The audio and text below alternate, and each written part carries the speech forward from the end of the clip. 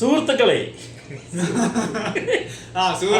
നമ്മള് ദൃശ്യം 3യുടെ ട്രെയിലർ അതിന്റെ റിയാക്ഷൻ ചെയ്യാൻ പോവാണ്. 21-ാം തീയതി റിലീസ്. മോഹൻലാലിന്റെ ബർത്ത്ഡേ ദിവസം. ഇത് ആദ്യമേ നമുക്ക് മുന്നേ ആയിരുന്നു റിലീസ് വെച്ചിരുന്നത്. എനിക്ക് തോന്നുന്നു ഒരു മാസം മുന്നേ ആയിരുന്നു. പാട്രിയോട്ടിന്റെ ബർത്ത്ഡേക്ക് ഇറക്കണമെന്നൊക്കെ പറഞ്ഞു അങ്ങനെ കൊണ്ടുവന്ന് ഞാൻ തോന്നുന്നു. പാട്രിയോട്ടിന്റെ ആ സമയത്ത് റിലീസ് പറഞ്ഞിരുന്നു, ഏപ്രിൽ മാസത്തിൽ റിലീസ് പറഞ്ഞിരുന്നു. പിന്നെ എന്നിട്ട് അത് മാറ്റി, പിന്നെ മോഹൻലാലിന്റെ ബർത്ത്ഡേ ദിവസം പ്രേക്ഷകർക്ക് കൊടുക്കും. അപ്പൊ നമുക്ക് വീഡിയോയിലോട്ട് പോവാം. ദൃശ്യം 3 ജിത്തു ജോസഫ് ഡയറക്ഷൻ. നിങ്ങൾ എല്ലാവരും ഒരു റിയാലിറ്റി അക്സെപ്റ്റ് ചെയ്യണം. പോലീസിനും ഈ സൊസൈറ്റിയിലെ നല്ലൊരു ശതമാനം ആളുകൾക്കും ഈ കേസിന്റെ സത്യാവസ്ഥ എന്താണെന്ന് നന്നായിട്ട് അറിയാം. ഇതിനകത്ത് പഴയ ആളുകൾ തന്നെ ഉണ്ട്. മറ്റേ വക്കീലുണ്ട്, 2 വന്ന വക്കീലുണ്ട്. പിന്നെ ഇവര് 4 പേരും ഉണ്ട്. ഇതിനകത്തിപ്പോന്ന് പറഞ്ഞാൽ വക്കീലിന് കറക്റ്റായിട്ട് കൊലപാതകം ചെയ്തത് ഇവര് തന്നെ ആണെന്ന് ഉറപ്പെന്നുള്ള രീതിയിലാണ് സംസാരിക്കുന്നത്. രീതി തന്നെ ഈ പടം പോകുന്നതെന്ന് തോന്നുന്നു. 3 അങ്ങനെ തന്നെ പോകുന്നത്. ഏതാ 2 നിർത്തിയെടുത്ത് തന്നെ 3 പോലെ തന്നെ പോകുന്നത്. വേറെ കഥയൊന്നും ഇതിനകത്ത് കാണിക്കുന്ന എന്തോ നോക്കട്ടെ.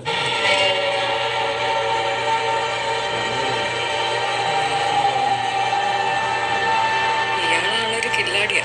ചുമ്മാതാണോ പോലീസുകാർ പോലും ചുമ്മാ ജോർജോട്ടി തന്നെയല്ലേ പറഞ്ഞത്. പുതിയ 2 കഥാപാത്രം ആടായിട്ടുണ്ട്. കഴിഞ്ഞ അവര് മറ്റേ അല്ല അവര് 2 പേരും ആണോ? അല്ല അവരല്ല മറ്റവരെ. ശരിയാ ഇവര് പുതിയതാ. ഇതെനിക്ക് മീഡിയയുടെ ആണ് എനിക്ക് തോന്നുന്നു. മീഡിയയുടെ ആയിരിക്കും ചിലപ്പോ. ഇനി പേടിക്കാനൊന്നുമില്ലെന്ന്.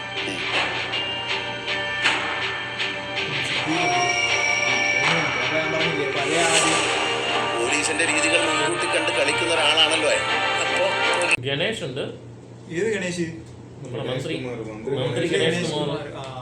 അതാ ഞാൻ പറഞ്ഞില്ലേ, പഴയ സെയിം ക്യാരക്ടേഴ്സ് തന്നെ ഫോളോ ചെയ്തിട്ടുണ്ട്. ഫസ്റ്റിലുള്ള ചില ക്യാരക്ടേഴ്സ് നമ്മള് മറ്റേ സഹദേവനൊക്കെ ഉണ്ടല്ലോ, ഷാലോന്റെ കഥാപാത്രം. സഹദേവനെ മാത്രമേ അവര് ഇതിനകത്ത് ഫസ്റ്റ് കഴിഞ്ഞാൽ പിന്നെ സഹദേവൻ വന്നിട്ടില്ല.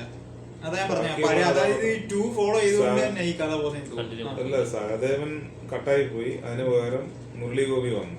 കഴിഞ്ഞ സെക്കൻഡ് പാർട്ടിൽ മുരളി ഗോപി വന്നു. തേർഡിലും മുരളി ഗോപി തന്നെ. തേർഡിലും മുരളി ഗോപി വന്നു. കാണിച്ചിട്ടുണ്ടല്ലോ. നോക്കട്ടെ.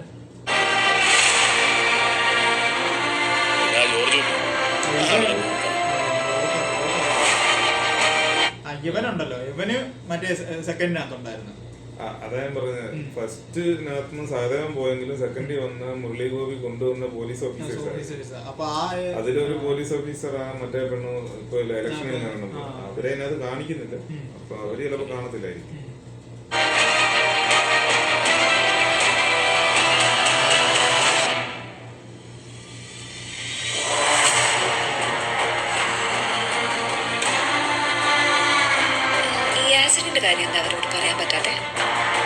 അവരെ രക്ഷിക്കാനാണെങ്കിലും ഞാൻ ഈ ചെയ്ത കാര്യങ്ങളൊക്കെ കാണുമ്പോൾ അവരുടെ അച്ഛനൊരു ക്രിമിനലാണ് ഒരു പശ്ചാത്താപ ലൈനാണ്.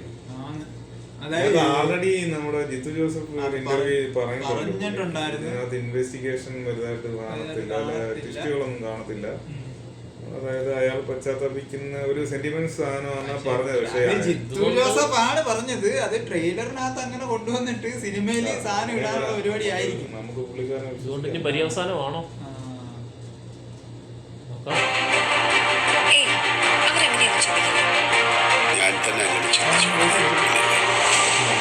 വീണ്ടും കോടതി സീനൊക്കെ വരുന്നുണ്ട്.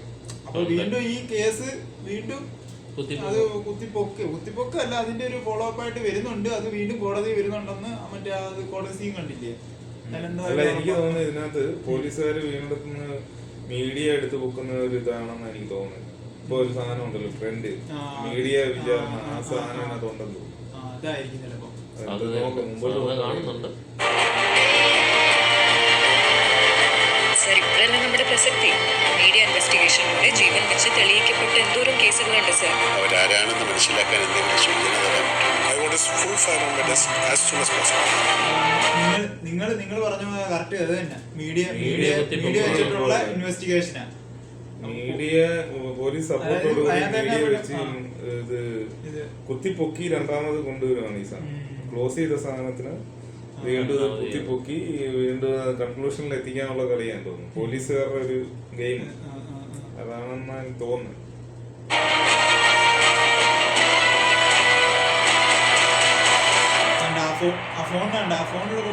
ഇനി അങ്ങനെയൊന്നും ചിന്തിക്കണ്ട. എന്തോ ഒരു സാധനം വരുന്നുണ്ട്. മെസ്സേജ് അല്ല വീഡിയോ എന്തോ. എനിക്ക് തോന്നുന്നു അതിന്റെ സെക്കൻഡ് പാർട്ടില് ഈ ഫോണ് മറ്റേ കടയിൽ കൊടുക്കുന്ന ഒരു സീൻ ഉണ്ടല്ലോ, അതിന് ശേഷമുള്ള കുറച്ച് അതിനെ പിന്നെ ഒന്നും പറഞ്ഞിട്ടില്ല. ചെയ്തിട്ടുണ്ടാവും, അത് വരാൻ ചാൻസ് ഇല്ല. കാരണം സില്ലിയായിട്ടുള്ള കേസൊന്നും വിടത്തില്ല പുള്ളി.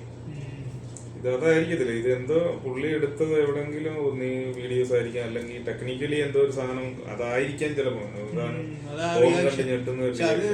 മോഹൻലാല് ഞെട്ടുക എന്ന് പറഞ്ഞു കഴിഞ്ഞാൽ അത് മോഹൻലാൽ ഒരിക്കലും എക്സ്പെക്ട് ചെയ്യാത്ത കാര്യമുണ്ട്. കഴിഞ്ഞ പ്രാവശ്യം ഇതേപോലെ പുള്ളി മൊബൈൽ എടുത്ത് ഞെട്ടിയിട്ടാണ് പെട്ടെന്ന് വണ്ടി എടുത്തുകൊണ്ട് പോകുന്നതും അസ്ഥികൂടം വേറെ മാറ്റാനുള്ള അത് പുള്ളിക്ക് ഓരോരോ പ്ലാനിങ് ഉണ്ടല്ലോ. ചിലപ്പോ അതും ആവാം. നമ്മൾ ഈ പറയുന്ന നമുക്ക് ആയിരിക്കത്തില്ല.